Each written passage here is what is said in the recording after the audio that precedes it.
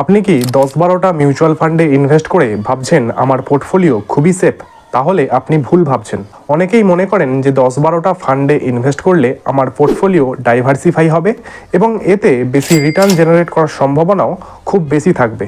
তবে এমনটা কিন্তু হয় না। ধরুন আপনি 5টি আলাদা আলাদা লার্জ ক্যাপ ফান্ডে ইনভেস্ট করেছেন। এবার এই 5টি লার্জ ক্যাপ ফান্ডের হোল্ডিংসটা যদি ভালোভাবে চেক করেন তাহলে দেখবেন তারা সবাই রিলায়েন্স, এইচডিএফসি এবং টিসিএস এর মতো শেয়ারেই টাকা ইনভেস্ট করেছে এবং এটাকে পোর্টফোলিও ওভারল্যাপ বলা হয়।